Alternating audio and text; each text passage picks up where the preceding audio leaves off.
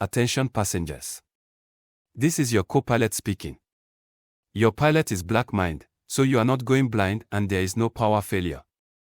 You are merely experiencing the immense blackness of his proximity, and when you hear his voice, you and the cabin will get even darker than you are currently. We will be cruising at the speed equal to light, because the one other thing that travels equally fast is darkness. Your loved ones awaiting your arrival may not recognize you at first sight. This is normal. Simply tell them about the pilot, and they will understand. We will taxi to the runway now, so please buckle up and prepare for a high-speed departure. Thank you for choosing Jet Black Airways, where the phrase jet black is also a verb. We hope you keep jetting black with us until the wings and the wheels fall off. Justice forever.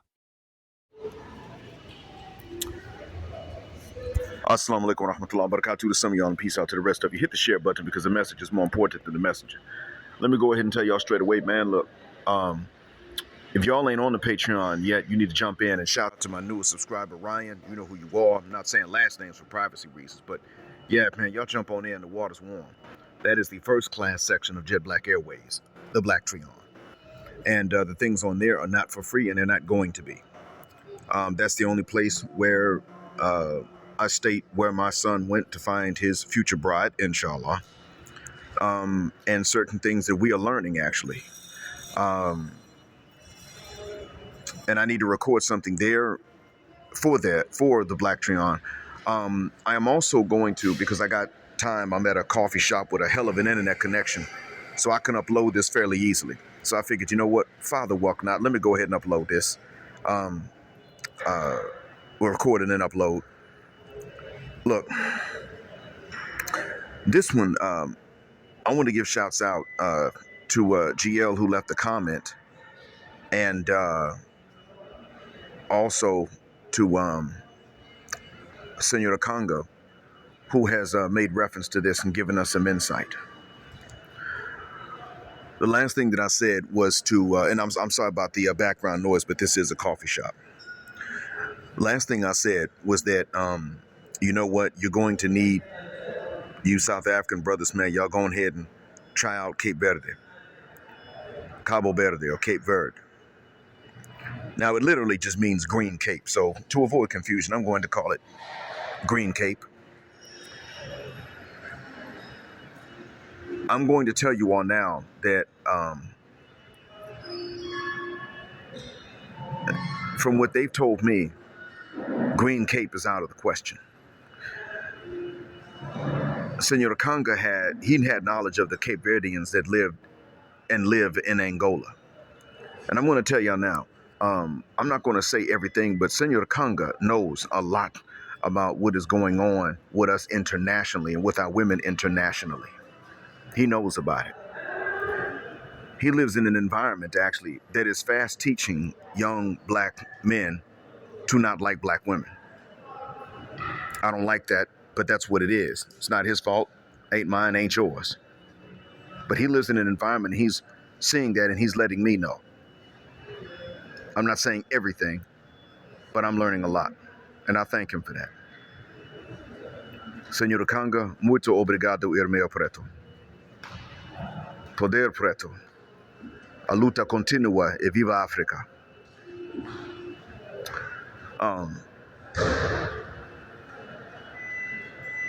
The next thing I wanted to point out to y'all is that, regarding Cape Verde, is that GL, that's as much of his YouTube name as I can remember, came and left comments and explained it in further detail.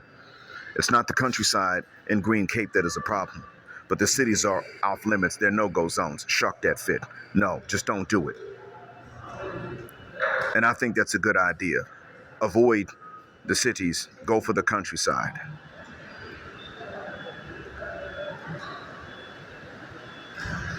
If you're going to go, and I'm saying this to the brothers from South Africa too, if you were going to go to the countryside. If that's where you're going to look. You see, my son went to a particular country, and he did not go to a big city. He went through a big city. He went to a smaller town, and even the small towns, they're crowded. But my son went there. That's where she was. Her cousins that live in the same city as my son and made the introduction, by the way. That's how he knows of her. Through her male cousins, her male relatives, sought my son out. So I don't want anybody saying he just went somewhere to get used. And you know, his mom said, listen, if she doesn't use you, we straight. But if she uses you, I'm going to track her down and beat her. My son's mom said that, and I can't fault her for saying this as a mom. I mean, she's been a good mom. She looks out for him. I tip my hat to her for that. But what I wanted to point out to you all is that that he even did not go to a bigger city. Now, I do talk about what are better places to go in this particular country if you're Muslim, but that's on my Blacktreon. That ain't free. I'm not putting up that here for free. If you just want to download that particular one, you can go to my Odyssey, kick in about half the price of a month subscription to get a single video, but it makes more sense for you to go to the Blacktreon. But I'm going to tell y'all that, you know what, we need this information, and this is exactly why it is that this black manosphere is so important. It is for this reason. I did not know how far going the cities in Cabo Verde are. Now we do. And I ain't playing around when it comes to this. Gentlemen, wherever I find out is a bad deal for you, I'm going to tell you to avoid it. If I have if I have a reliable reason to believe what I have heard about it being a bad place, I'm letting you know right off the bat. And Snehor Canga has no reason to lie. If he had a reason to lie, he would be asking me for money. He ain't. I'm actually saying to him, you know what, man, you can join the Patreon too. That's what I'm saying to Snehor Canga. You can join the Patreon. But he ain't asking me for no money. So there's nothing to deceive. There's no reason to deceive me. He simply states what he knows. Now, the continent, as I have stated, is complex. It is not a country. It damn sure ain't no village. So you have to know the nations, and you've got to know where. There are nuances to this. And that's why it is that I've stated many times that in South Africa, the women in the countryside, I never heard of them being mean and hyenas. Never heard of that.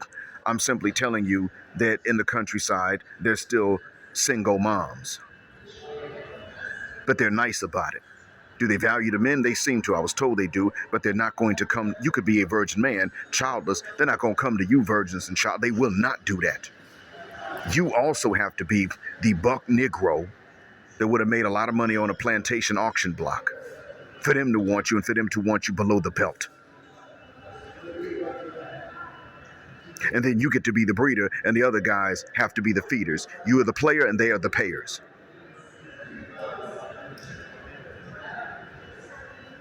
You provide the ucks and they provide the bucks. You do the roll in the sands and the other men provide the rands. That's how they do it even in rural South Africa. The women are just nicer about it when they come to you for you to be stepdad. That's all. So if you are a black man and you are Muslim and you are looking at South Africa, then your best bet is to probably go to Durban and get one of the Indian Muslim women through their fathers. You don't even have to worry. You go to the masjid, the fathers will see that you're from out of town, you're new. They will invite you to dinner, chop it up, put you start up conversations, and you'll find out eventually the daughter's single and she's good looking and she's educated. They're just looking for a husband for her. Someone that's responsible. And that's you, brother. That's what I tell you. That's in South Africa, but you can't go and get the sister there because she's too busy trying to practice the dual mating strategy. Now that's ucked up. Now why would I sit up and ever tell you that any nationality of Indian women are going to behave better towards you than a sister would? Why would I ever tell you that, knowing how I feel about any group of people that don't like us? But in South Africa, that's really what it is. That actually is the case. The Muslim women of South Africa that are practicing their religion actually are known to be very good to their husbands and not mess over them. That's after generations of being in South Africa. Nobody in the family has set foot back on the Indian subcontinent for generations. They ain't touched Indian or Pakistani or Sri Lankan soil for generations. But if she's practicing Islam, she'll still be good to the husband. The Hindus, they seem to have been influenced. The Christians among them, same thing. The Muslims who have not practiced the religion there have been influenced, but not the ones who have stayed on it. That's in South Africa. Somebody told me about a nurse in rural South Africa, a nurse who found out because she has to do some of the tests at times, found out, but she's not allowed to say, that the rates of paternity fraud there or paternity discrepancy there are 80%. I did not say 18 with an N at the end and a 1 in the beginning. No, 80 with the cuss word clock. This is in rural South Africa.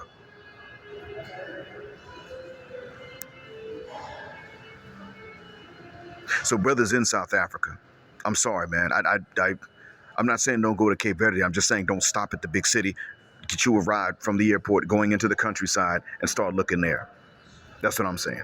That's what a man from Cape Verde said. He said the country's not lost, but the cities are. The country is not lost. The countryside is not lost, but the cities are not where it's at. So I'm letting you all know I'm passing that on. I don't want you guys, after what you've been through, after what you young guys have had to go through with the effects of the struggle, and those who struggled then turning around and selling out your generation, I don't want you to have to go through this again inside your own homes. And to those of you that are about my age who were old enough to remember the struggle and then participate in trying to rebuild afterwards and still being sold out by those who struggled for you in the beginning, I don't want you to have to deal with the same thing either.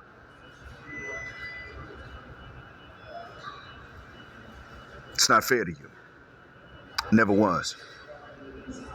They say that one of Mandela's grandsons, mind you, Mandela's grandsons about my age now. They said that one of Mandela's grandsons, the one that became Muslim, now lives a quiet life with his wife who is of Indian origin. You think there are no black Muslims in South Africa at all? That's not possible. You have them from neighboring countries, and then you have some that are actually from South Africa, and they become Muslim. But he didn't get that opportunity to start his life with one. You think he would have just jumped over after what his grandfather did? He would have just jumped over that opportunity if it had presented itself? No, it did not. And if it did, it was too late. And that's what a lot of you were dealing with. They're going to be some good sisters. I know they're going to be some good ones. But by the time they make themselves known to you where you can find them, it is too late. You already taken. Reason I'm married to a black woman now is because I happened to be single when she and I learned that the other one was single. And I learned that she had an interest. And truth be told, I didn't go checking for her first.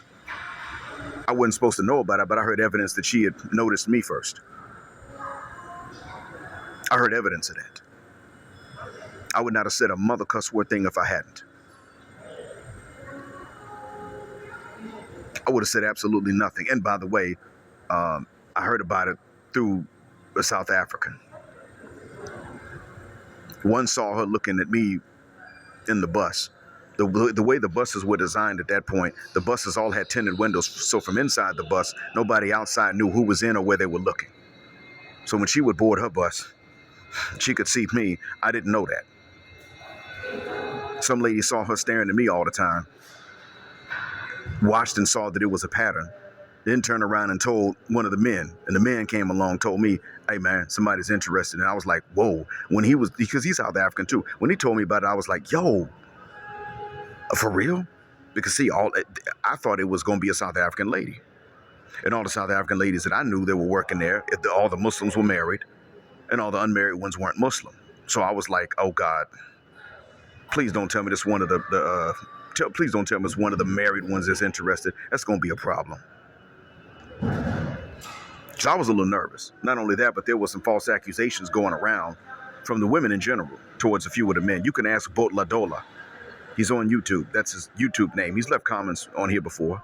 Shouts out to you, man. Kemunach and Janub. Salam alaikum. He remembers the false accusations going around. He knew one of the South African men that was being falsely accused.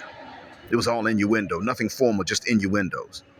Enough to where he got called in the office to answer questions, but not enough to where he got to have his day in court. Yeah, it was bad.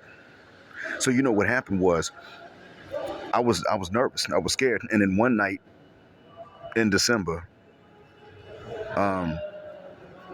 he said to me, hey, The South African man had heard this. He said to me, "Hey, Black, I need to tell you this." So we went outside the door, and he said, one of the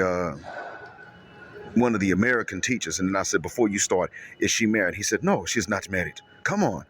I said, "Okay, cool. Is she black?" He said, "She's black. She's like you. She's a black American."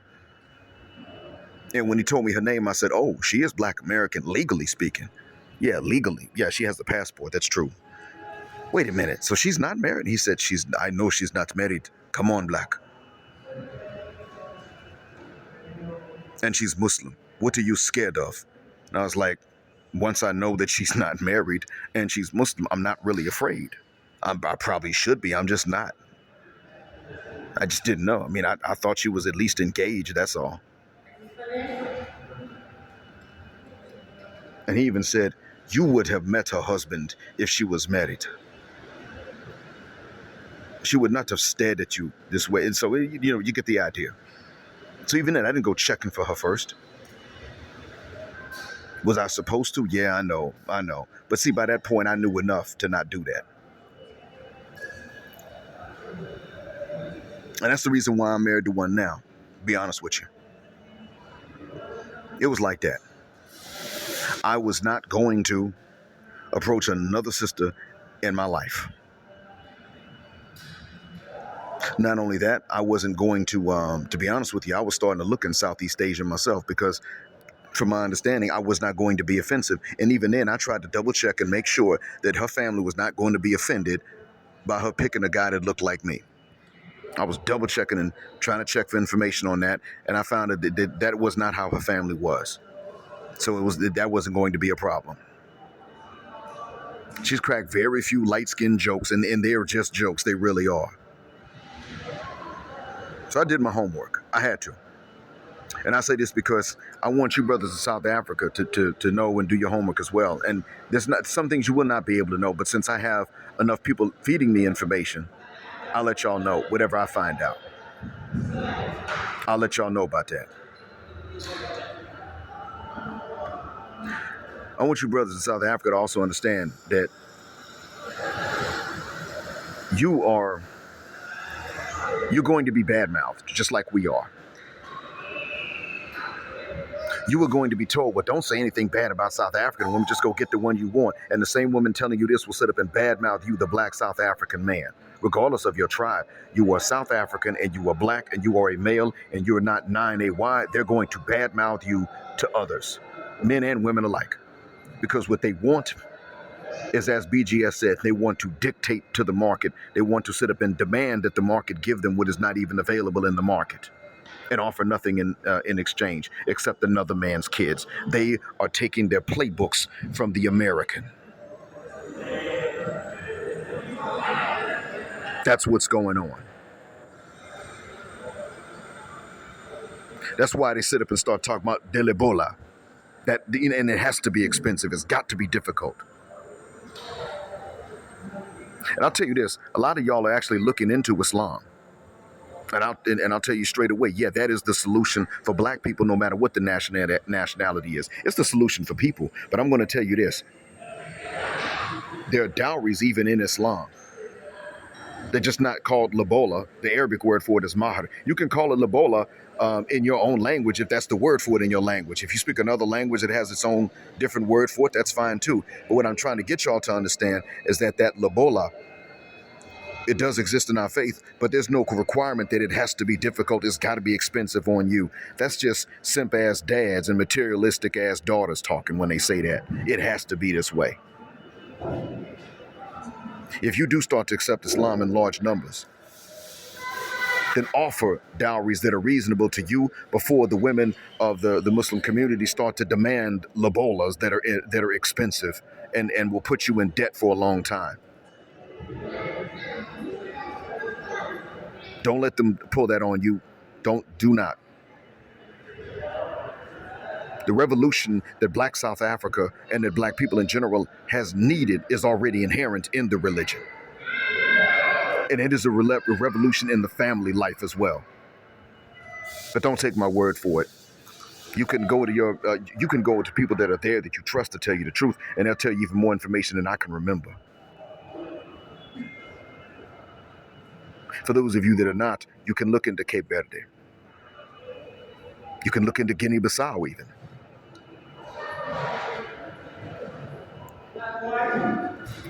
But what you have to do is you'll unfortunately just going to have to avoid the cities, the big cities.